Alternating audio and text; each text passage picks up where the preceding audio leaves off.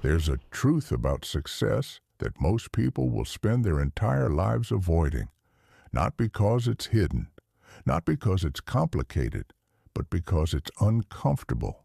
You've been told that success is about working harder, pushing longer, sacrificing more. You've been taught that if you just keep grinding, someday it will all make sense. But what if that's not the full truth? What if the real reason most people never reach success is not because they didn't work hard enough, but because they were working on the wrong things entirely? In this audiobook, The Truth About Success Nobody Wants to Admit, you're about to step into a different conversation, one that most people avoid, one that challenges everything you've been told about discipline, motivation, money, focus, and even yourself. This is not about hype. This is not about empty motivation. And this is definitely not about pretending success is easy. This is about clarity. Because once you see clearly, you can't go back.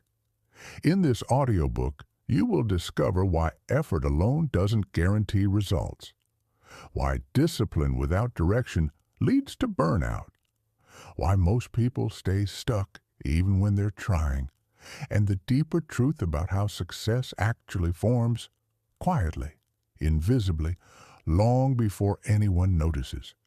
You'll walk through 25 chapters, each one peeling back a layer, each one confronting a belief, each one replacing illusion with awareness. And here's the promise. By the end of this audiobook, you will not just feel motivated, you will think differently. Because here's the line you need to remember. Success is not built in the spotlight. It is built in the decisions you think don't matter. Take that in for a second, because everything you're about to hear will connect back to that one idea. And before we go deeper, understand this. This audiobook is for educational and personal development purposes, not financial advice, not a shortcut, not a guarantee, just truth, delivered as clearly as possible. Now here's the question. If success is not what you were told, then what is it really? Let's begin. Chapter 1. The Lie You Still Believe. Most people don't fail because they're lazy. They fail because they believe the wrong story. And the most dangerous story you've been told is this: that success is something you earn later, after enough struggle. So you wait. You delay. You tell yourself, one day, when I've worked enough, sacrificed enough, proven enough, then it will come. But here's the truth nobody wants to admit, that one day never arrives for most people, not because they didn't try, but because they were chasing a moving target. Think about your own life. How many times have you said, after this, things will change, after this job, after this month, after this year, after this one more push. But then something else shows up. Another delay, another reason, another after this, and suddenly, years pass. This pattern is not accidental. It's built into the way most people think. You were trained to believe that success lives somewhere in the future, and because of that, you never fully take control of the present. You hesitate, you second guess. You wait for the right moment, but success does not respond to waiting. It responds to alignment. That's the part most people miss. It's not just about what you do. It's about how you think while you're doing it. It's about the standard you hold when nobody is watching. It's about the choices you make when they feel small, irrelevant, easy to ignore. Because those are the moments that build everything. There's a reason why some people seem to move forward faster, even when they're not the smartest, even when they're not the most talented, even when they don't work the longest hours. It's not luck. It's not magic. It's clarity. They are not waiting for success. They are building it moment by moment, quietly, consistently, without needing constant proof. And this is where most people break, because they want visible results. They want confirmation. They want something they can point to and say, it's working. But real progress doesn't look like that. At least not at the beginning. At the beginning, it looks like silence. It looks like effort with no applause. It looks like showing up and seeing nothing change. And that's where people quit. Not because they can't succeed, but because they can't tolerate the invisibility of progress. Let that sink in. Most people don't fail because success is hard. They fail because success is quiet for a very long time. And if you're not prepared for that, you will walk away right before things start to shift. So here's the shift you need to make. Stop asking, when will this pay off? And start asking, am I becoming the person this requires? Because that's the real game. Success is not something you chase. It's something you grow into. And growth is not always visible. It happens in your thinking, in your discipline, in your ability to stay focused when distractions are everywhere. In 2025, distractions are not just everywhere. They are engineered. Your phone, your apps, your notifications, they are all competing for one thing, your attention. And whatever owns your attention controls your direction. So if your attention is scattered, your progress will be scattered. If your focus is weak, your results will be weak. This is not about blaming technology. It's about understanding the environment you're in. Because success today requires a different level of awareness. You are not just managing your time, you are managing your mind. And if you don't take control of that, something else will. That's why most people stay stuck. Not because they lack ability, but because they lack control over where their energy goes. They wake up, they react, they scroll, they compare, they get distracted, and by the end of the day, they feel busy, but not productive. Sound familiar? That's not an accident. That's a pattern. And patterns create outcomes. So if you want a different outcome, you need a different pattern, not someday, not when it feels right. Now, because here's the truth most people avoid. You don't rise to your goals. You fall to your habits, and your habits are built in the moments you think don't matter. The extra scroll, the delayed task, the excuse you justify, the shortcut you take. Each one seems small, but together they shape your life, just like small disciplined actions do. This is why success feels unfair to some people, because they don't see the accumulation. They only see the result. But behind every visible result, there are thousands of invisible decisions. And that's where the real work happens. Quiet, unnoticed, uncelebrated, but powerful. So let me ask you something. What are you doing when nobody is watching? Not what you say, not what you post, not what you plan. What are you actually doing?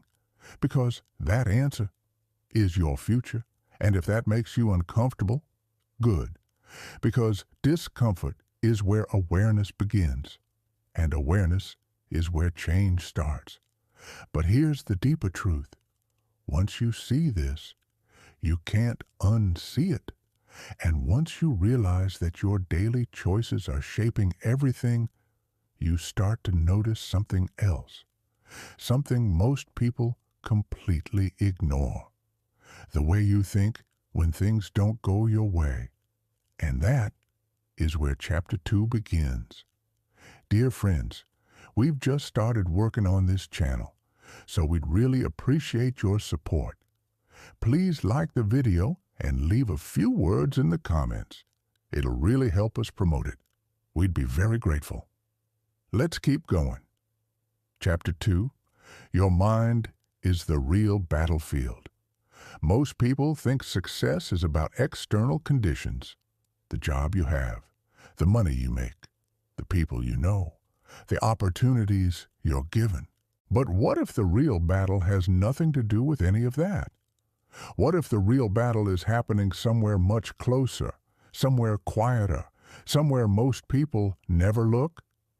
Your mind. Because here's the truth nobody wants to admit. You don't lose because life is unfair. You lose because your thinking collapses under pressure. That's it. That's the part people avoid. They blame circumstances. They blame timing. They blame other people. But rarely do they stop and ask, what was I thinking in that moment? Because thinking doesn't feel visible. It doesn't feel measurable. But it is everything. Every decision you make, every reaction you have, every action you take starts with a thought.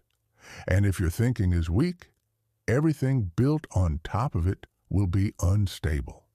Now let's get honest. How do you think when things go wrong? Not when everything is easy, not when you feel motivated, but when something breaks, when plans fall apart, when you fail, when someone rejects you, when results don't show up. What happens in your mind? Do you stay steady or do you spiral? Do you stay focused or do you drift into doubt? Do you take responsibility or do you look for something to blame?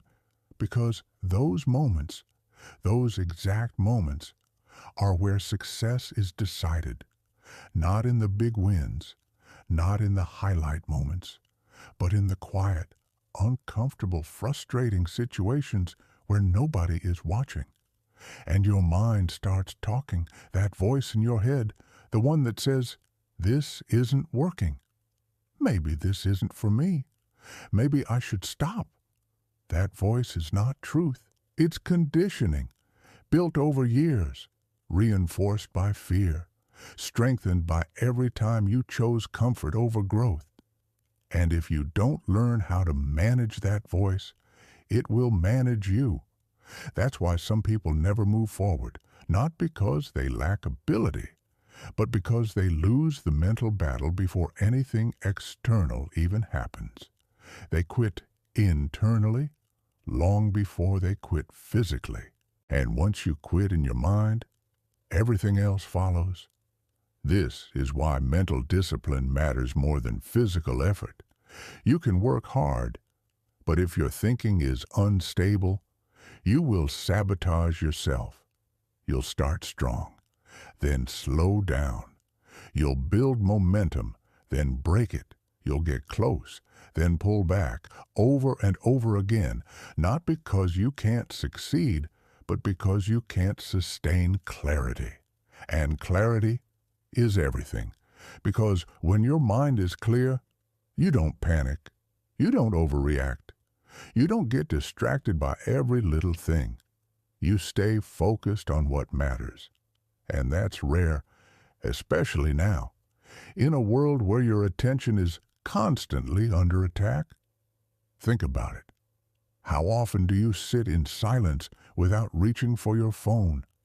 How often do you focus deeply on one thing without interruption? How often do you control your thoughts instead of reacting to them? Not often. And that's the problem, because if you can't control your attention, you can't control your direction. And if you can't control your direction, you can't control your life. This is why training your mind is not optional. It's necessary, not for motivation, but for stability. Because motivation comes and goes, but a trained mind stays. It holds the line when things get difficult. It keeps you grounded when emotions rise. It allows you to act with intention instead of impulse. And that changes everything. Now here's where it gets deeper.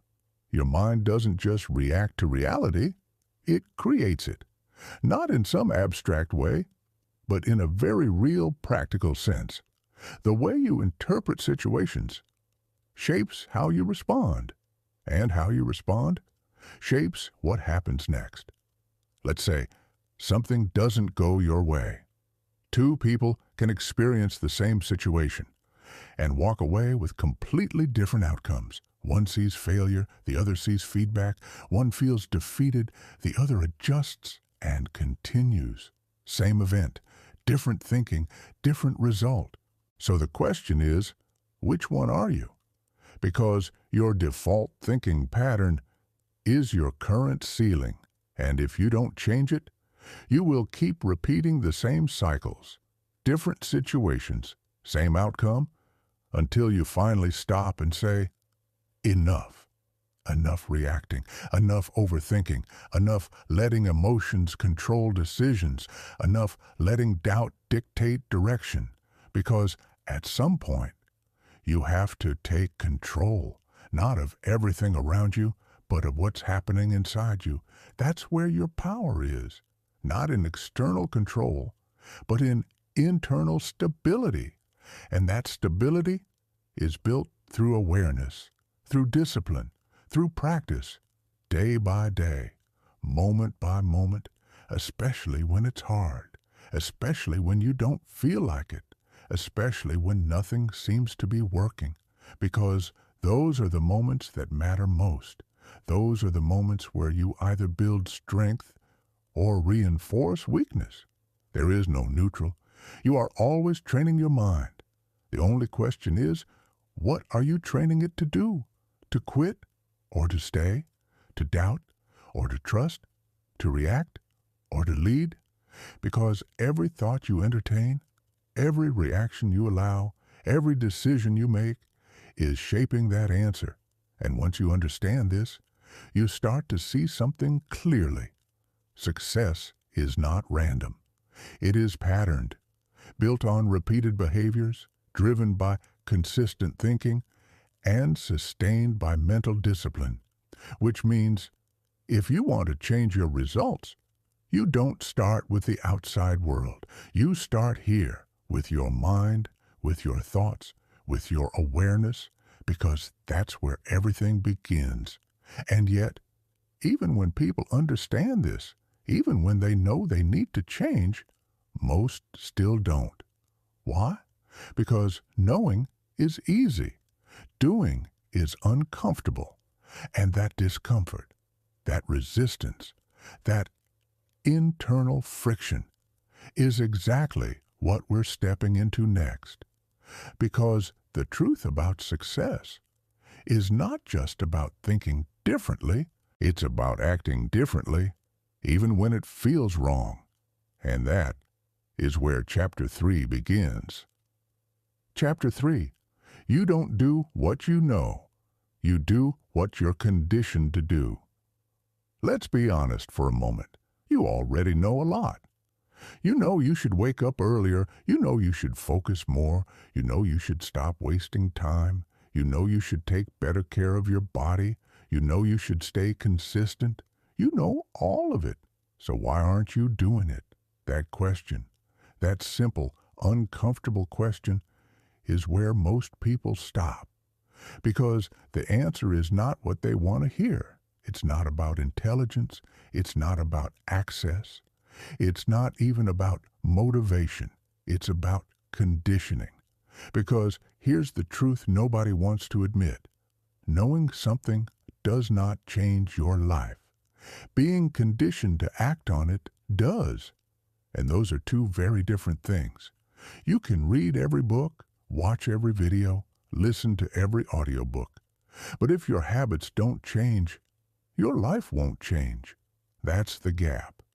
The gap between knowledge and action. And that gap is where most people stay stuck. Not because they're incapable, but because they underestimate how strong their current patterns are. Your habits are not random. They are trained, built over time, reinforced daily, and right now, they are running your life. Think about your average day, Not your ideal day, not the version you imagine, but your real, actual day. How much of it is intentional and how much of it is automatic. You wake up, you check your phone, you follow the same routine, you react to the same triggers, you repeat the same behaviors without even thinking. That's conditioning, and it's powerful, because once something becomes automatic, it no longer requires effort. It just happens, which is great if the habit is useful, but dangerous if it's not, because then you're not choosing your actions, you're repeating them, and repetition creates results, whether you're aware of it or not. This is why people stay stuck. They try to change their life without changing their patterns. They rely on motivation instead of structure. They wait until they feel ready instead of acting when it matters. And every time they do that, they reinforce the same cycle. Start, stop, reset, repeat, over and over again. Now here's the part that most people avoid. Breaking a pattern feels wrong, not hard, wrong, because your brain is designed to protect what's familiar, even if what's familiar is holding you back. So when you try to do something new, wake up earlier, focus longer, say no to distractions, push through resistance. Your mind pushes back, not because it's trying to stop you, but because it's trying to keep you safe. Safe in what it knows, safe in what it recognizes, safe in what feels normal, even if that normal is the reason you're not where you want to be. Let that sink in. Your comfort zone is not just a place, it's a pattern, a predictable loop of behavior that feels right, because it's familiar. And the moment you step outside of it, you feel resistance, you feel doubt, you feel discomfort. That's not a sign to stop. That's a sign you're doing something different. But most people misinterpret that feeling. They think, this doesn't feel right, so maybe it's not for me. And they go back to what's easy, back to what's known, back to what keeps them stuck. And that's the cycle. That's the invisible trap. Not lack of effort, not lack of desire, but lack of sustained change. Because success is not built on what you do once. It's built on what you repeat. And repetition requires discipline. Not emotional discipline, behavioral discipline. Doing the thing even when it feels unnecessary, even when it feels uncomfortable, even when it feels like it's not working. Because that's how conditioning changes. Not through one big moment, but through consistent, repeated action. Day after day, moment after moment, until the new behavior becomes the default. Until discipline becomes automatic. Until what once felt hard feels normal. That's when things shift. But getting there requires something most people avoid. Consistency without immediate reward. And that's where they lose. Because they want results now. They want feedback now. They want proof now. But real change doesn't work like that. At first, it feels like nothing is happening. You show up, you do the work, you stay focused, and nothing changes. No big results, no visible progress, just effort and silence. And that silence breaks people because they mistake it for failure, but it's not failure. It's the process. It's the space where transformation is happening internally before it ever shows externally. This is where patience becomes power. Because if you can stay consistent through that silent phase, you separate yourself from almost everyone else, because most people won't.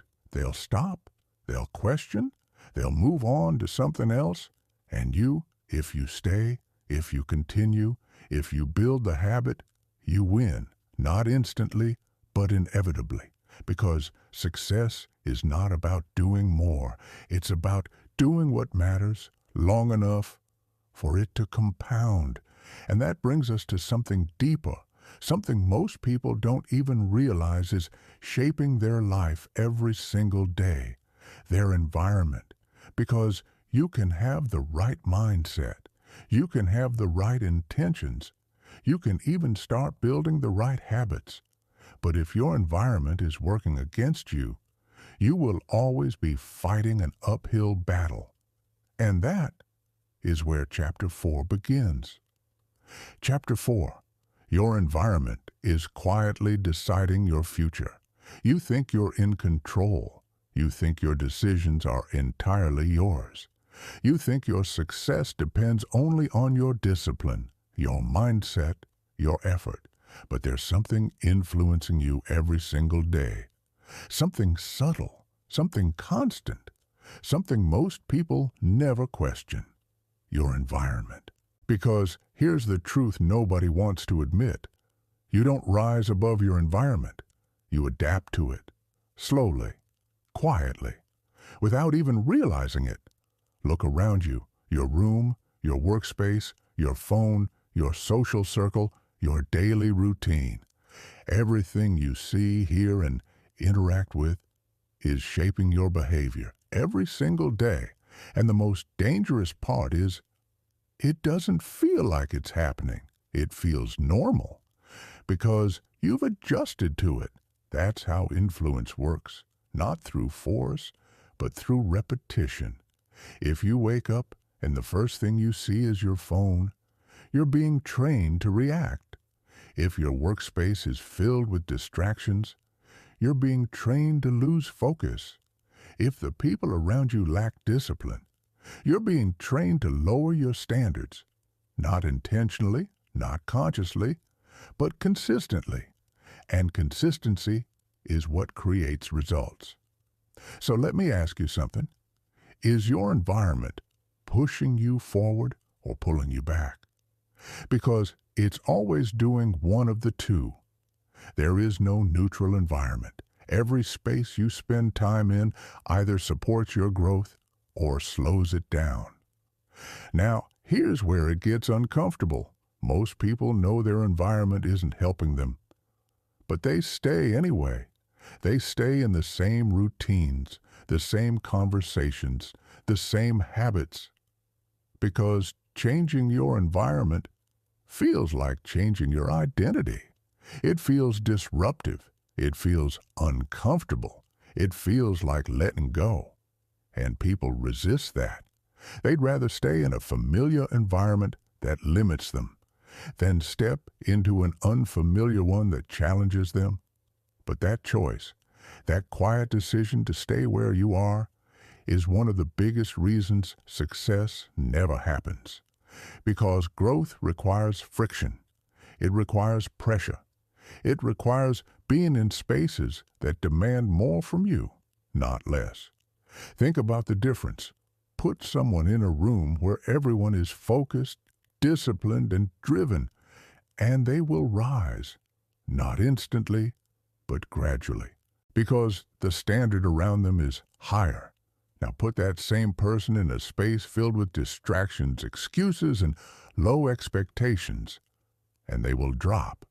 Again, not instantly, but inevitably, because environment always wins over intention, if intention is not reinforced. That's why willpower alone is not enough. You can be strong, but if everything around you is pulling in the opposite direction, you will eventually give in, not because you're weak, but because the environment is stronger. So the goal is not just to build discipline, the goal is to design your environment, to make success easier and failure harder. That means removing distractions, not managing them. Removing them, that means creating spaces where focus is the default, not something you have to fight for. That means choosing who you spend time with carefully, because people are environments too. Their energy, their habits, their mindset, it all transfers. Whether you notice it or not, if you surround yourself with people who complain, you will start to see problems everywhere. If you surround yourself with people who take action, you will start to act. That's how it works. Not through motivation, through exposure. Because what you see repeatedly becomes normal. And what becomes normal becomes automatic. So if your current normal is not leading you where you want to go, you don't just need more effort, you need a different environment. Now, this doesn't always mean drastic change. You don't have to move cities or cut off everyone, but you do need to become aware of what's influencing you, aware of what's shaping your behavior, aware of what's reinforcing your patterns. Because once you see it, you can start adjusting it. Small changes, intentional changes that shift your direction over time. For example, what if your phone wasn't the first thing you saw in the morning? What if your workspace had zero distractions? What if your daily routine started with clarity instead of chaos? What if your conversations were about growth instead of gossip? Those small shifts change everything, not instantly, but consistently. And consistency is what creates transformation. This is why some people move forward faster. It's not just discipline, it's design. They've built environments that support their goals, that reduce friction, that make it easier to stay on track, while others stay in environments that constantly pull them off course and then wonder why they feel stuck. But here's the deeper truth. Even if you change your environment, even if you build the right structure, there is still one thing that can break everything, one thing that can override your discipline, your focus, your progress, your consistency, and that is your emotions.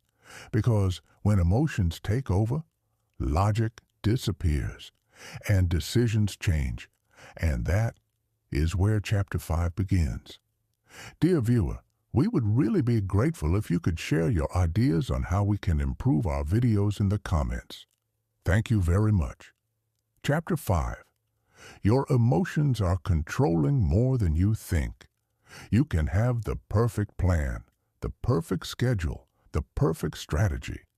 You can wake up motivated, focused, clear, ready to move forward, and then something small happens. A message, a comment, a delay, a mistake, and suddenly everything changes. Your focus disappears, your energy drops, your discipline weakens, and the day you planned turns into a day you lost. Why? Because your emotions took control. And here's the truth nobody wants to admit. Most people are not in control of their life because they are not in control of their emotions.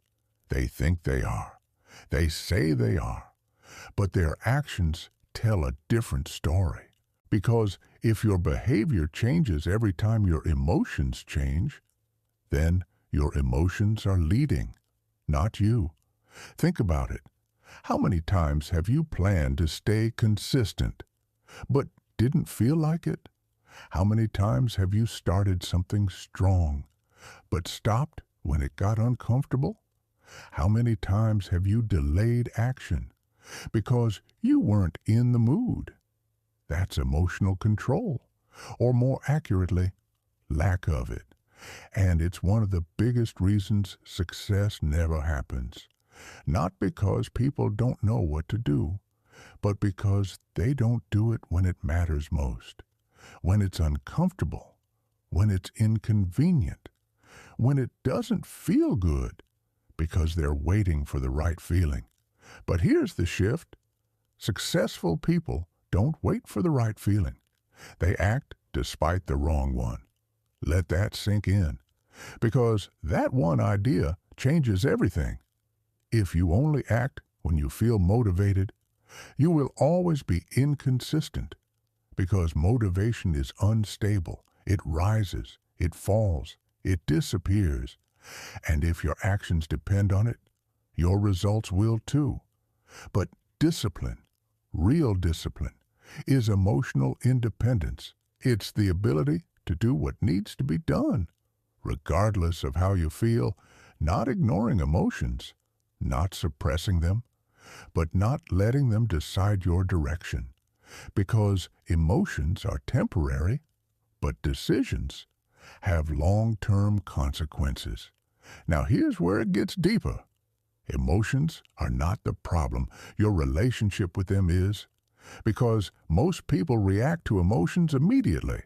They feel something and they act on it without questioning it, without pausing, without thinking, and that reaction becomes habit. Frustration leads to quitting. Boredom leads to distraction. Doubt leads to hesitation. And over time, those emotional reactions become patterns, predictable, automatic, limiting. But what if you could interrupt that pattern? What if instead of reacting, you paused even for a few seconds? What if you created space between feeling and action?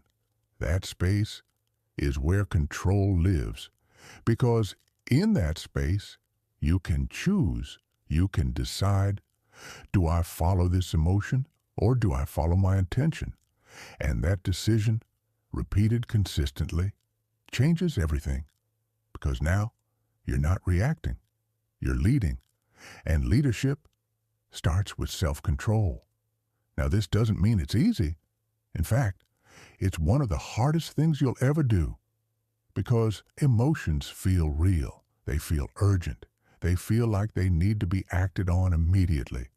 But they don't. They pass. They always pass.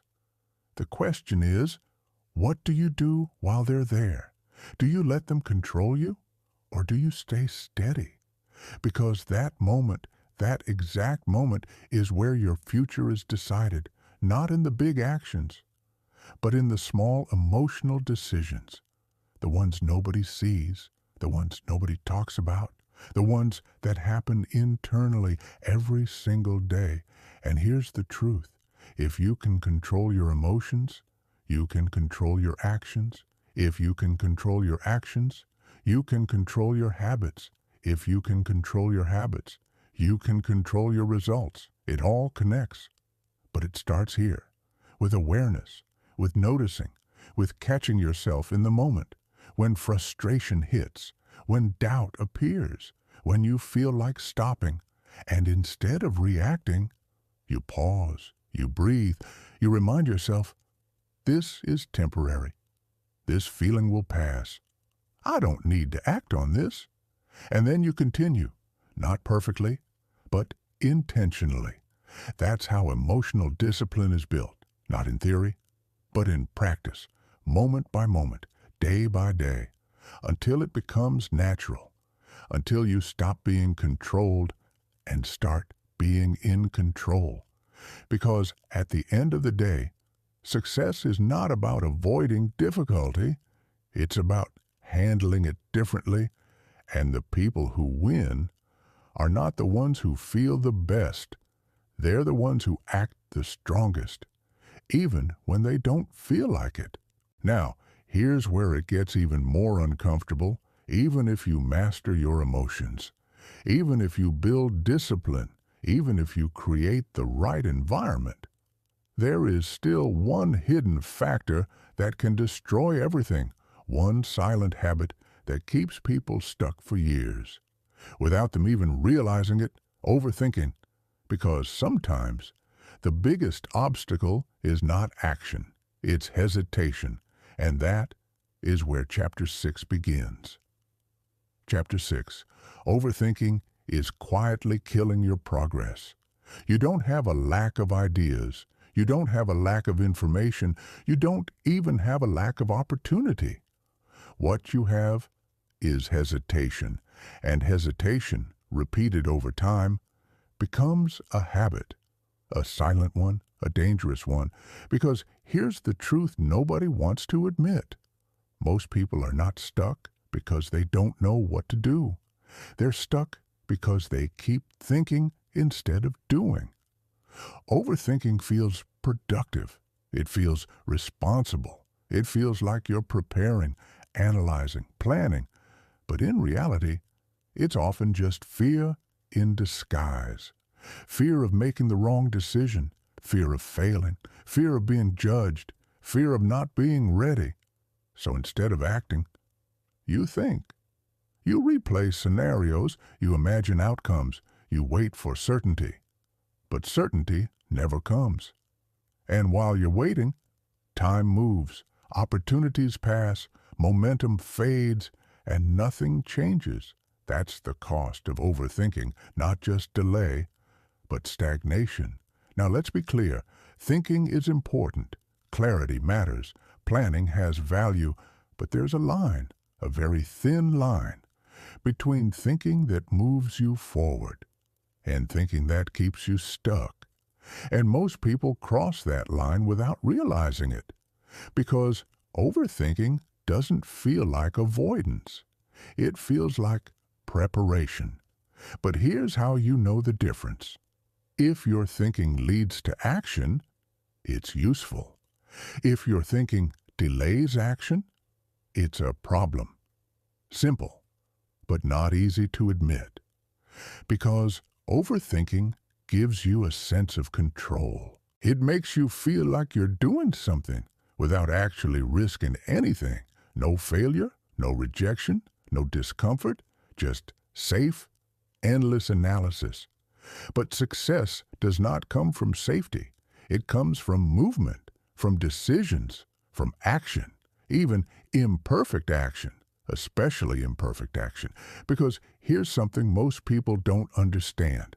Clarity does not come before action. It comes from action. You don't figure everything out, then you move, and figure things out along the way. That's how it works. That's how it has always worked. But overthinkers reverse the process. They try to solve everything in their head first.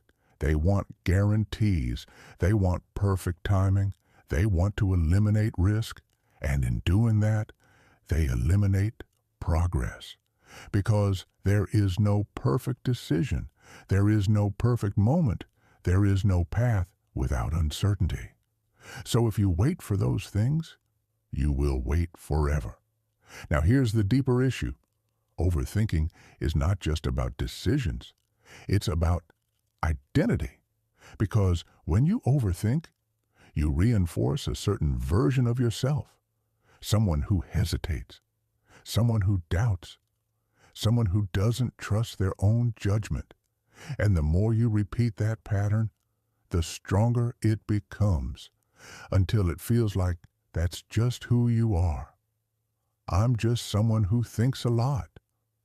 I'm just someone who needs more time. I'm just someone who wants to be sure. But those are not traits. They are habits, built over time, reinforced by repetition, and like any habit, they can be changed. But not by thinking about change, by acting differently. Now this is where it gets uncomfortable, because the solution to overthinking is not more thinking. It's decision-making under uncertainty. It's choosing to act without having all the answers. It's accepting that you might be wrong and moving anyway. That's what builds confidence, not waiting, not analyzing, but doing. Because confidence is not something you feel first. It's something you build through action. You act, you learn, you adjust, you improve, and over time, you trust yourself more. But if you never act, you never build that trust. And without trust, every decision feels heavy. Every choice feels risky. Every step feels uncertain. So you go back to thinking, back to analyzing, back to delaying, and the cycle continues. Now here's a simple shift. Instead of asking, what's the best decision? Start asking, what's the next decision? Because success is not about one perfect move. It's about many small moves, made consistently. You don't need to see the whole path. You just need to take the next step, and then the next, and then the next. That's how progress happens. Quietly, incrementally, without needing perfection. And here's something else to understand. Action creates feedback. Thinking does not. You can think about a problem for hours and still not understand it, but take one step and suddenly things become clearer. Because now you have real information, real experience, real data, not just assumptions. That's why action is powerful, not because it guarantees success, but because it guarantees learning. And learning is what leads to success over time. Now imagine this. What if you made decisions faster? What if you acted more often? What if you stopped waiting for certainty and started moving with intention? How much would change? How much progress would you make? How much closer would you be? Because right now, it's not your lack of knowledge holding you back. It's your hesitation to use it.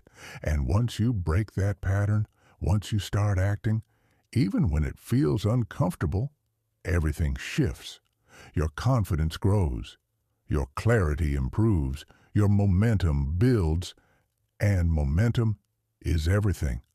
Because once you have it, things start moving faster, easier, more naturally. But it all starts with a decision, a simple one, to stop overthinking and start doing, even if it's messy, even if it's uncertain, even if it's not perfect. Because imperfect action will always beat perfect hesitation. Now here's where things go even deeper. Because even if you start acting, even if you build momentum, there is still something that can quietly pull you off track. Something subtle, something emotional, something that feels harmless, but slowly destroys focus. Comparison. Because in a world where everyone is visible, it's easy to forget your own path. And that is where Chapter 7 begins. Chapter 7. Comparison is the silent thief of focus. You can be doing everything right, waking up early, staying consistent, building discipline, taking action, moving forward, and then you look at someone else. Just one scroll, just one video, just one post, and suddenly everything you were doing doesn't feel enough. Your progress feels slow. Your results feel small. Your effort feels invisible. And your focus disappears. That's the power of comparison. Quiet, subtle, but incredibly destructive. Because here's the truth nobody wants to admit. Comparison doesn't just distract you. It changes how you see your own life. And once that perception shifts, your behavior follows. You stop appreciating your progress. You start questioning your path. You lose clarity. You lose momentum. And eventually, you slow down. Not because you're incapable, but because your attention is no longer on your journey. It's on someone else's. Now think about this.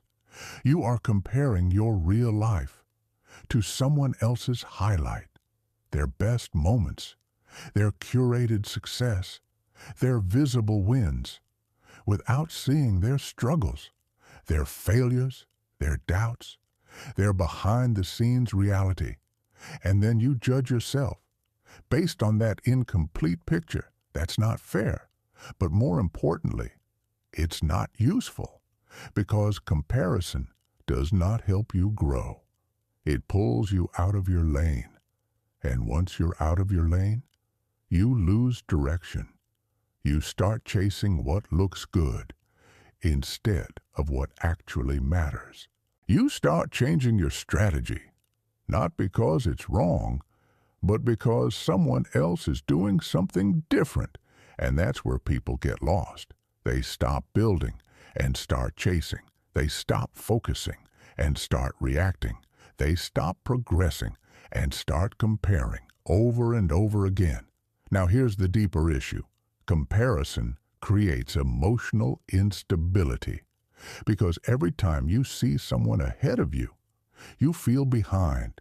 Every time you see someone winning, You feel like you're losing, even if you're making progress, even if you're improving, even if you're moving forward. It doesn't matter, because your reference point has changed, and once your reference point is external, your confidence becomes unstable. It rises and falls based on what you see, not based on what you do. And that's dangerous, because success requires internal stability, the ability to stay focused, regardless of what others are doing, the ability to trust your process, even when it doesn't look impressive, the ability to keep going, even when no one is watching. That's rare, because most people are constantly exposed to other people's lives, every day, every hour, every minute, and that exposure shapes perception whether you realize it or not. So if you're not careful, you start measuring your life using someone else's timeline.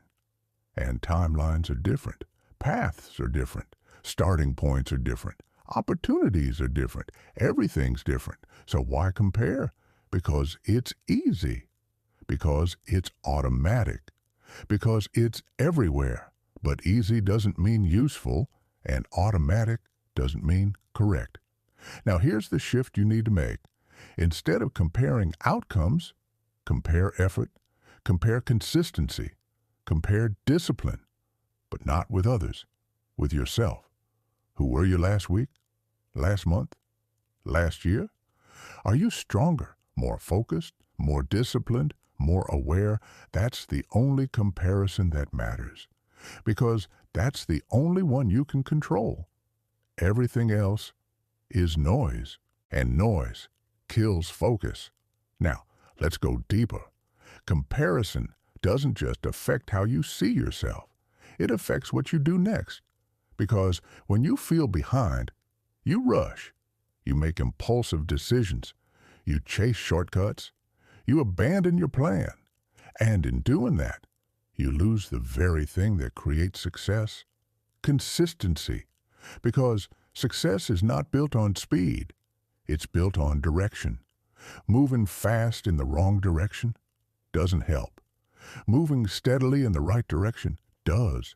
But comparison makes you forget that. It makes you think you're late, that you need to catch up, that you need to do more, faster, now, and that urgency leads to mistakes, to burnout, to inconsistency, which sets you back even more. That's the trap. Now imagine this instead. You focus only on your path, your progress, your habits, your discipline. No comparison, no distraction, just clarity. How much more would you accomplish? How much more focused would you be? How much stronger would your mindset become? Because focus is limited. You don't have infinite attention, so every time you give it to someone else's journey, you take it away from your own. And success requires full attention, not partial, not divided, full. So here's a simple rule.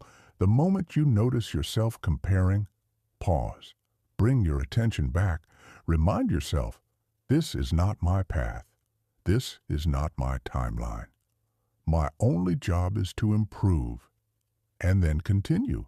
That's how you protect your focus. That's how you stay grounded. That's how you keep moving forward without being pulled sideways. Because at the end of the day, your life is not a race against others. It's a process of becoming. And becoming takes time. It takes patience. It takes consistency. And most importantly, it takes focus. Now here's where things get even more real. Because even if you stay focused, even if you stop comparing, even if you build discipline, there is still one truth that most people avoid completely. A truth that explains why so many people stay busy, but never move forward. Because being busy is not the same as being productive. And that is where Chapter 8 begins. Chapter 8. Being busy is not the same as moving forward. You wake up, you start your day, You answer messages. You check emails. You scroll for a few minutes. You handle small tasks. You stay active. You stay occupied. By the end of the day, you feel tired. You feel like you did a lot. But when you stop and ask yourself, what actually moved my life forward today? There's silence. That's the trap. Because here's the truth nobody wants to admit. Most people are not lazy. They're distracted. They're busy, but not effective. Active, but not intentional. And that difference is everything. Because being busy gives you the illusion of progress. It feels productive. It feels responsible. It feels like you're doing something. But movement is not the same as direction. And without direction, movement leads nowhere. Think about it. How many tasks do you complete every day that don't actually matter? How many things do you do just because they feel urgent? Not important. Urgent and urgency is one of the biggest distractions in modern life. Because everything feels urgent now. Messages, notifications, updates, requests, everything is competing for your attention. And most of it does not matter. Not long term, not for your growth, not for your future, but it feels important in the moment. So you respond, you react, you engage, and your day gets filled with activity, but not progress. That's how people stay stuck. Not because they're doing nothing, but because they're doing the wrong things consistently. Now here's the uncomfortable part. Deep down, you already know this. You know which tasks matter. You know what you should be focusing on. The difficult work, the focused work, the meaningful work. But those tasks require effort. They require concentration. They require discipline. And most importantly, they require you to ignore everything else. That's hard. Because ignoring things feels wrong. It feels like you're missing out, like you're falling behind, like you should be doing more. But in reality, doing less is often what moves you forward. Less distraction, less reaction, less noise, more focus, more clarity, more intention. That's the shift. Because success is not built by doing everything. It's built by doing what matters, repeatedly. Now let's break this down. There are two types of work: shallow work and deep work. Shallow work is easy. It's reactive. It's quick. It doesn't require much thinking. Checking messages, scrolling, responding, handling small tasks. It feels productive, but it doesn't create real progress. Deep work is different. It requires focus. It requires effort. It requires time. It's uncomfortable. It's mentally demanding, but it's the only type of work that actually changes your life. Learning a new skill, building something meaningful, creating, thinking deeply, solving real problems. That's where progress happens. But here's the problem. Deep work is hard to start and easy to avoid because your brain is constantly looking for easier options, quicker rewards, less resistance. So it pulls you toward shallow work again and again. And if you don't control that, your entire day gets filled with low-value activity. And at the end of it, you feel exhausted, but unchanged. That's the danger. Now imagine the opposite. Imagine if you protected just 1 hour a day for deep work. No distractions, no interruptions, no multitasking. Just focus, just intention, just progress. 1 hour, that's it. What could change? Everything. Because one focused hour is more powerful than 10 distracted ones. But consistency matters. Doing it once won't change your life. Doing it daily will. Because over time, that hour compounds. Skills improve. Clarity increases. Momentum builds. And slowly, you start to separate yourself, not by doing more, but by doing what matters. Now here's the deeper truth. Most people avoid deep work, not because they can't do it, but because it forces them to face themselves, their limits, their distractions, their lack of focus, their discomfort. And that's hard. It's easier to stay busy than to sit down and do something meaningful without distraction. But that's the price. That's the real cost of success. Not time, not effort. Focus. Sustained, intentional focus. In a world designed to break it, so if you want to move forward, you don't need to do more. You need to do less, but better. Cut the noise. Remove the unnecessary. Protect your attention and commit to what matters every single day. Because at the end of the day, success is not about how much you do. It's about what you do consistently. Now here's where things get even more real. Because even if you focus, even if you eliminate distractions, even if you prioritize what matters, there is still one hidden pattern that keeps people working hard, but going nowhere. And it has nothing to do with effort, nothing to do with discipline, nothing to do with focus. It has to do with direction. Because working hard in the wrong direction is still the wrong direction. And that is where Chapter 9 begins. We're so glad you decided to watch our video. We're also really curious to know which cities around the world are watching our videos.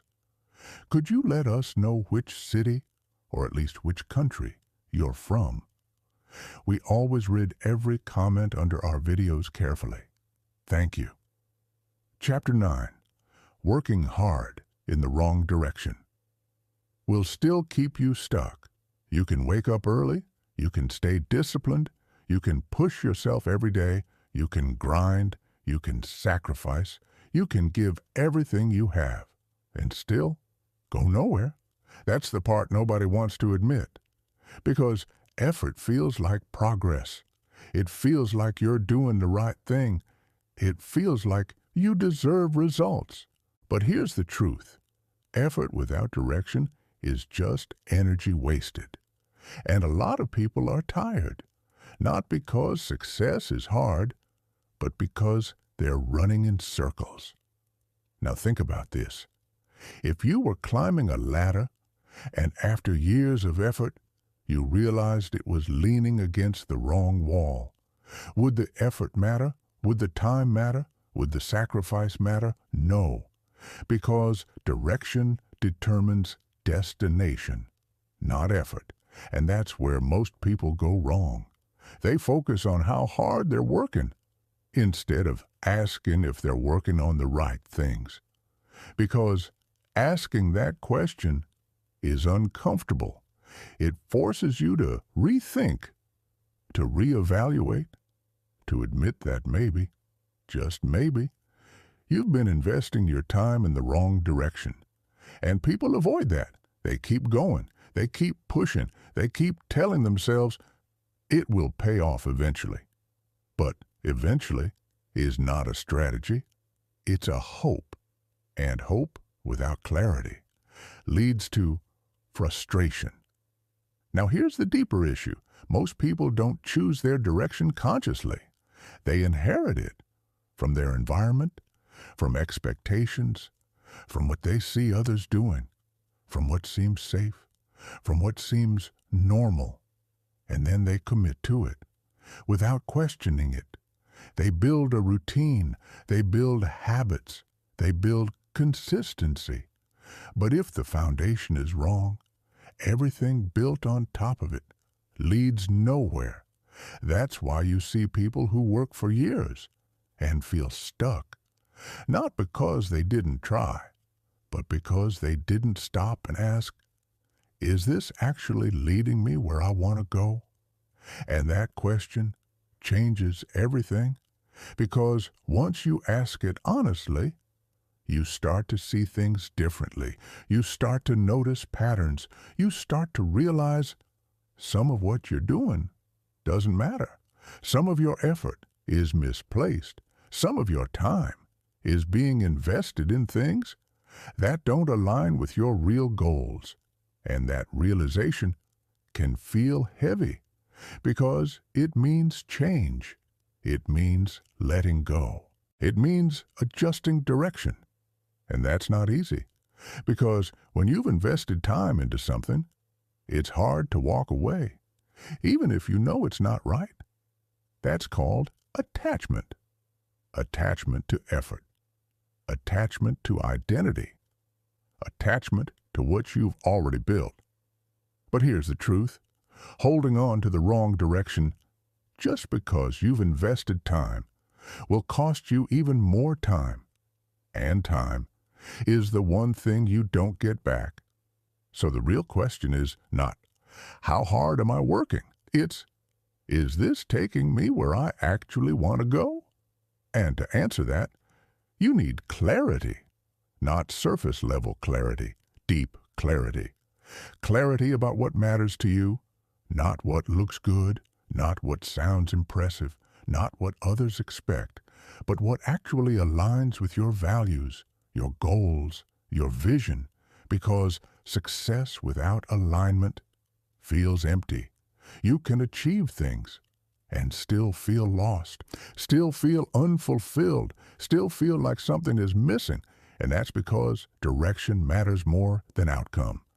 Now here's something most people overlook. Clarity is not something you find once and keep forever. It evolves. It changes. As you grow, as you learn, as you experience more. So direction is not fixed. It requires adjustment, reflection, recalibration regularly. But most people don't do that. They set a path once and stick to it, even when it no longer fits, even when it no longer makes sense, even when it's clearly not working. Because change feels like failure, but it's not. It's intelligence, it's awareness, it's growth. Because success is not about staying on one path forever, it's about finding the right path and adapting when needed. Now let's make this practical. If you feel stuck, don't just work harder. Pause, step back. Ask yourself, what am I actually working toward? Why does this matter? Is this aligned with who I want to become? Or am I just following a pattern I never questioned? Those questions might be uncomfortable, but they're necessary because they bring clarity, and clarity saves time. It prevents wasted effort. It prevents burnout. It prevents frustration. And most importantly, it gives your actions meaning. Because once your direction is clear, everything changes. Your focus sharpens. Your decisions improve. Your energy becomes intentional. And your effort finally starts to compound. But here's the next truth. Even with the right direction, even with clarity, even with focus, there is still something that can quietly destroy your progress. Something that doesn't feel dangerous, but is. And that is inconsistency. Because success is not about what you do once. It's about what you repeat. And that is where Chapter 10 begins. Chapter 10. Inconsistency is the quiet destroyer of potential. You don't fail because you can't do it. You fail because you don't stay with it. That's it. Not lack of talent, not lack of opportunity, not lack of knowledge, lack of consistency. Because here's the truth nobody wants to admit. Most people are not stopped by difficulty. They're stopped by interruption. They start strong. They feel motivated. They take action. They build momentum. And then they stop. Not completely, not forever, just long enough to lose everything they built, and then they start again, from zero, again, and again, and again. That cycle is more common than failure itself, because inconsistency doesn't feel like quitting. It feels temporary. It feels harmless. I'll take a break. I'll get back to it tomorrow. I just need some time. And sometimes that's true.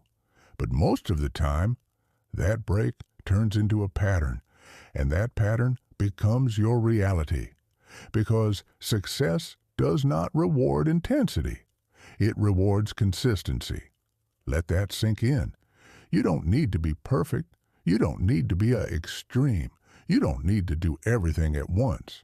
But you do need to keep going, especially when it feels slow, especially when it feels repetitive, especially when it feels like nothing is happening. Because that's when consistency matters most. Now think about this. What happens when you stop? Even for a short time, your habits weaken, your focus fades, your discipline drops, your momentum disappears. And when you try to come back, it feels harder, heavier, more difficult than before. So you delay, you hesitate, you overthink, and suddenly, starting again feels like climbing a mountain. That's the cost of inconsistency, not just lost time, but increased resistance. Because every time you stop, you're not just pausing progress, you're making the next step harder. And most people don't realize this. They think, I'll just pick up where I left off. But you don't. You restart from a lower point with less momentum, less clarity, less discipline. And that's why the cycle continues. Now here's the shift. Instead of focusing on doing more, focus on doing less, but consistently. Because consistency is not about intensity, it's about reliability. Showing up again and again and again, even when it's boring, even when it's repetitive, even when it doesn't feel exciting. Because success is not exciting most of the time. It's routine, it's structure, it's doing the same things over and over until they work. And that's where people struggle. They want variety, they want excitement, they want fast results. But those things break consistency, because the moment it feels boring, they look for something new, something different, something more interesting, and in doing that, they reset their progress again. Now imagine the opposite. Imagine you commit to one path, one goal, one system, and you stick to it. Not perfectly, but consistently. Day after day, week after week, month after month. What happens? Progress compounds, skills improve, confidence builds, momentum grows, and slowly, everything starts to change, not overnight, but inevitably. Because consistency is powerful, not in the short term, but in the long term. It's like water on stone. One drop does nothing, but over time, it shapes everything. That's how success works. Quiet, gradual, relentless. Now here's something important. Consistency does not mean perfection. You will miss days. You will make mistakes. You will lose focus sometimes. That's normal. That's human. The goal is not to avoid that. The goal is to return quickly, to not let one mistake become a pattern, to not let one bad day turn into a bad week. Because the longer you stay off track, the harder it is to come back. So when you fall, you don't wait, you don't overthink, you don't punish yourself. You reset immediately, and you continue. That's consistency, not flawless execution, but continuous return. Now let's go deeper. Consistency is not just about actions, it's about identity. Because every time you show up, you reinforce a belief. I am someone who follows through. I am someone who stays consistent. I am someone who finishes what they start. And over time, that belief becomes real. It becomes who you are. Not something you try to do, but something you naturally do. And that's when things become easier, because now you're not forcing discipline. You are disciplined, and that changes everything. Because identity drives behavior, not the other way around. Now here's the truth most people don't want to hear. Consistency is not hard. It's uncomfortable. There's a difference. Hard means you can't do it. Uncomfortable means you don't want to do it. And most of the time, you can do it. You just don't feel like it. And that's where success is decided. Not when it's easy, not when it's exciting, but when it's boring, when it's repetitive, when it's quiet. Because those are the moments that build everything. Those are the moments that separate people. Those are the moments that create results. So the question is not, can you do it? It's, will you keep doing it? Even when it feels like nothing is happening. Even when no one notices. Even when it's slow. Because if you can, if you stay consistent, you win, not immediately. But eventually, and eventually, is closer than you think. Now here's where things get even more real. Because even if you stay consistent, even if you build discipline, even if you focus and follow through, there is still one final barrier that stops people right before they succeed. One invisible wall that most people hit and walk away from because they think they've reached their limit. But they haven't. They've reached resistance. And that is where Chapter 11 begins. If you like this audiobook, please give it a like. It will really help us promote the video. Chapter 11, you didn't hit your limit. You hit resistance. There comes a moment in every journey, a point where things stop feeling exciting, where progress slows down, where effort feels heavier, where doubt starts getting louder. And in that moment, most people make a decision, a quiet one. They stop. Not always completely, but enough to change everything. Because here's the truth nobody wants to admit. Most people don't fail because they reached their limit. They fail because they reached resistance. And they didn't recognize the difference. Resistance feels like a wall. It feels like something is blocking you. Like you've gone as far as you can. Like maybe this just isn't for you. But that feeling is not a signal to stop. It's a signal that you're getting closer. Closer to growth. Closer to change. Closer to something different. Because resistance only shows up when you're doing something that matters. Think about it.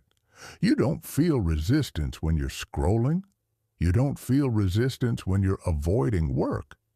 You don't feel resistance when you're staying comfortable. Resistance appears when you step outside of what's familiar, when you push yourself, when you try to grow. And that's why it feels uncomfortable, because growth is uncomfortable. It always has been. It always will be. But here's where people get it wrong. They interpret discomfort as a warning, as a sign that something is wrong. So they stop, they pull back, they return to what feels safe, and in doing that, they walk away from progress right before it happens. That's the tragedy. Not lack of ability, but misinterpretation. Now imagine this. You're working on something. You've been consistent. You've been focused. You've been putting in effort, and then suddenly it gets harder. You lose motivation. You feel stuck. Nothing seems to be improving. That's resistance. And that's exactly where most people quit. Because they think, if this was right, it wouldn't feel this hard. But the opposite is often true. If it matters, it will feel hard. If it challenges you, it will feel uncomfortable. If it requires growth, it will create resistance. So the goal is not to avoid resistance. The goal is to understand it, to expect it, to recognize it when it shows up, and most importantly, to move through it. Because on the other side of resistance is expansion, new skills, new levels of discipline, new ways of thinking. But you only reach that side if you don't stop. Now here's the deeper truth. Resistance doesn't always look dramatic.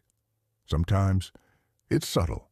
It shows up as boredom, as distraction, as the urge to do something easier, as the feeling of, I'll do it later. It doesn't scream. It whispers. And that whisper is enough to pull most people off track because it feels reasonable. It feels justified. It feels like you're just taking a break. But over time, those small moments of resistance add up. They create gaps. They break momentum. They weaken consistency. And slowly, progress disappears, not because you failed, but because you stopped pushing through the moments that mattered. Now here's something important. Pushing through resistance does not mean forcing yourself endlessly. It doesn't mean ignoring exhaustion or burning out.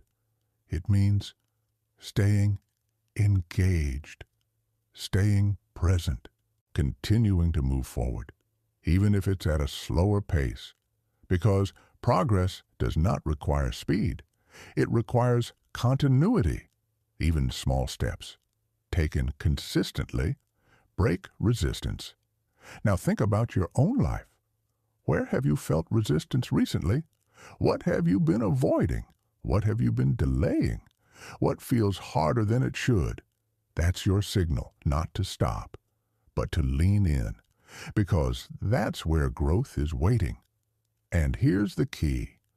You don't need to eliminate resistance. You need to reduce your reaction to it. You need to stop seeing it as an obstacle and start seeing it as part of the process. Because once you accept that resistance is normal, it loses its power. It stops surprising you. It stops controlling you, and you start moving through it instead of away from it. That's the shift. That's what separates people who succeed from people who stay stuck. Not talent, not luck, not even effort, but the ability to continue. When things feel difficult, when things feel slow, when things feel uncertain, because those are the moments that define everything. Now here's the final layer. Resistance often appears strongest right before a breakthrough, right before something changes, right before progress becomes visible. And that's why so many people quit too early. They don't realize how close they are. They don't see the progress that's already happening, internally, silently, building beneath the surface, until one day it shows. But that day only comes if you stay, if you continue, if you push through just a little longer. And that's the challenge. Not starting, not trying, but staying through resistance, through discomfort, through uncertainty. Because success is not about avoiding hard moments. It's about surviving them and using them as fuel, as feedback, as proof that you're moving in the right direction. Now here's where it gets even deeper. Because even if you push through resistance, even if you stay consistent, even if you build discipline and focus, there is still one hidden force that quietly pulls people back again and again. And most don't even realize it's happening. Their identity. Because you don't just act based on what you want. You act based on who you believe you are. And that is where Chapter 12 begins. Chapter 12. You are acting like the person you used to be. You say you want to change. You say you want more discipline, more focus, more success. But here's the truth nobody wants to admit. You are still behaving like the version of yourself that created your current life. And as long as that doesn't change, nothing else will. Because success is not just about actions. It's about identity. Who you believe you are, who you see yourself as, who you expect yourself to be.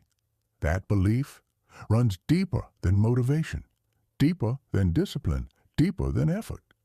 Because your identity sets your limits. It defines what feels normal, what feels possible, what feels like you. And anything outside of that feels uncomfortable, feels unnatural, feels wrong. So even if you try to change, even if you take action, even if you push yourself, you will subconsciously pull back to match your current identity. That's why people self-sabotage, not because they want to fail, but because success doesn't match who they believe they are. Let that sink in. If you see yourself as someone inconsistent, you will act inconsistently. If you see yourself as someone who struggles, you will create struggle. If you see yourself as someone who tries but never finishes, you will repeat that pattern, not consciously, but automatically. Because identity drives behavior, not the other way around. Now here's where it gets uncomfortable. Changing your identity is harder than changing your habits, because habits are external. Identity is internal. It's built over years, through experiences, through failures, through what you've told yourself again and again. I'm not disciplined. I'm easily distracted. I always lose focus. I'm not that type of person. Those statements become beliefs, and those beliefs become reality. Because once you accept something as true, you stop questioning it. You stop challenging it. You act in alignment with it, even if it's limiting you. Now here's the shift. If you want to change your life, you don't start with your goals. You start with your identity. You start by asking, who do I need to become? Not what do I need to do, but who do I need to be? Because doing follows being, always. If you become someone disciplined, you don't have to force discipline. It becomes natural. If you become someone focused, you don't have to fight distractions constantly. You start choosing differently. If you become someone consistent, you don't rely on motivation. You rely on who you are.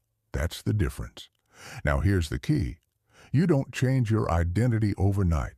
You build it through evidence, through small actions, repeated consistently. Every time you show up, you cast a vote for a new identity. Every time you stay focused, you reinforce it. Every time you follow through, you strengthen it. And over time, those votes add up until the new identity becomes real, becomes stable, becomes automatic. But it requires awareness, because if you're not aware of your current identity, you will keep acting from it without realizing it. So let's get clear. Who do you believe you are right now? Not who you want to be, not who you pretend to be, but who you actually see yourself as. Because that answer explains everything: your habits, your patterns, your results. Now ask yourself, is that identity helping you or holding you back? And if it's holding you back, are you willing to change it? Because change requires letting go.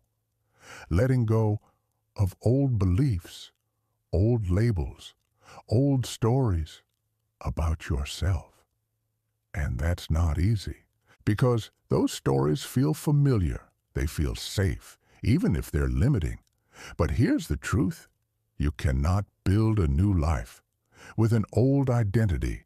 It won't hold. It won't last.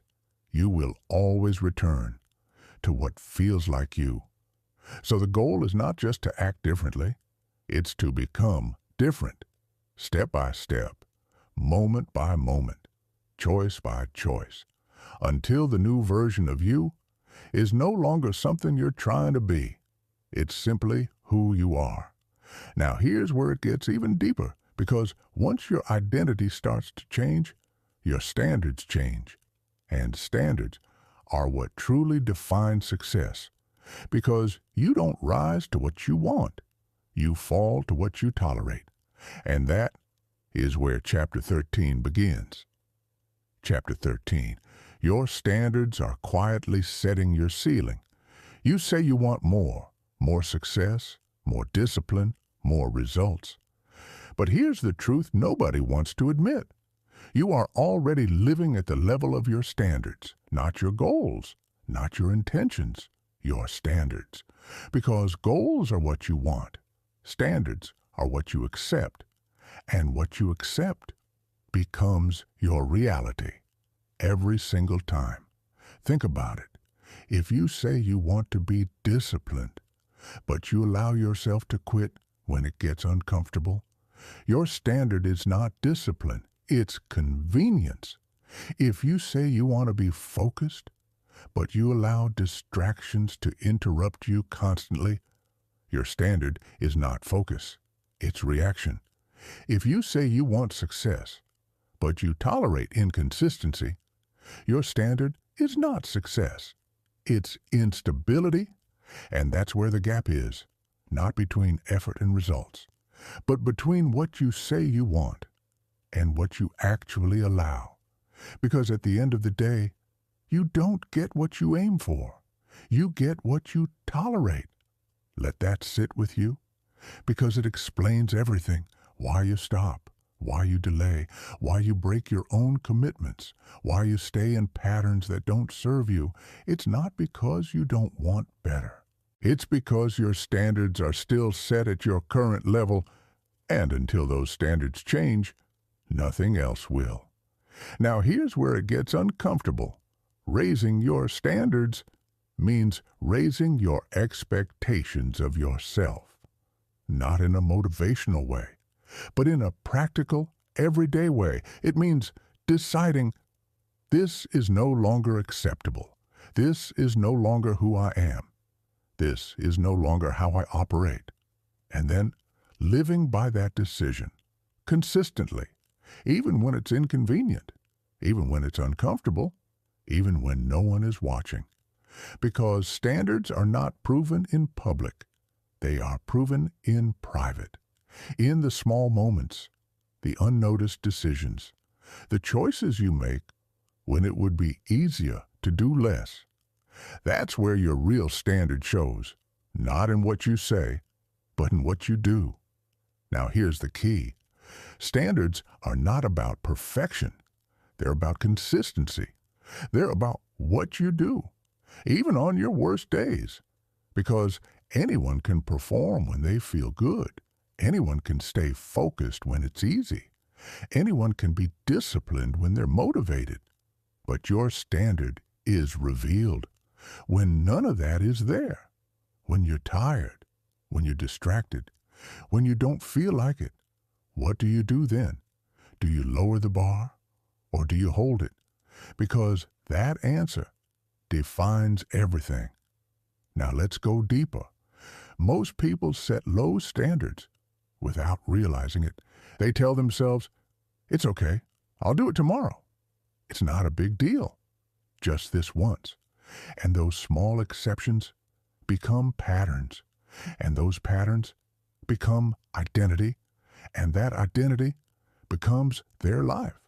Because standards are not built in big decisions, they're built in small ones, repeated over time. Now imagine the opposite. Imagine you raise your standard, not dramatically, not unrealistically, but intentionally. You decide, I don't skip what matters. I don't break promises to myself. I don't let distractions control my time. And then you follow through, not perfectly, but consistently. What happens? Your behavior changes, your habits improve, your confidence grows. Because now you trust yourself. You know that when you say something, you mean it. And that trust is powerful. Because once you trust yourself, everything becomes easier. Decisions become clearer. Actions become stronger. Consistency becomes natural. And progress becomes inevitable. But it starts here, with a decision, a real one, to stop tolerating what's holding you back, to stop making excuses, to stop lowering the bar when it gets difficult, and to start operating at a higher standard, not for anyone else, but for yourself. Because at the end of the day, success is not about reaching higher. It's about refusing to fall lower. And that refusal, that quiet commitment, is what builds everything. Now here's what most people will do. They'll finish this, they'll feel something, they'll think about it, and then they'll go back to routine, back to comfort, back to patterns, and nothing will change. Not because this wasn't true, but because they didn't act. And that's the difference. That's always been the difference. Not knowledge, not intelligence, not opportunity. Action, sustained action. Now here's what you can do differently. You can decide right now that this is not just another moment, not just another audiobook, not just another idea, but a turning point, a real one, the kind that shows up in your behavior, in your habits, in your daily life, because that's where truth becomes real, not in listening, but in living. Now here's something to carry with you. A single line, simple, but powerful. You don't become successful by waiting. You become successful by becoming someone who no longer waits. Let that stay with you. Let that guide you. Because at the end of the day, this is not about success. It's about you. Who you choose to be, what you choose to do, and how you choose to live. Now, before you leave this moment, make it real. If something in this audiobook hit you, if something made you pause, if something made you think, yeah, that's me, then don't just move on. Do something with it, even something small. Because small actions create real change.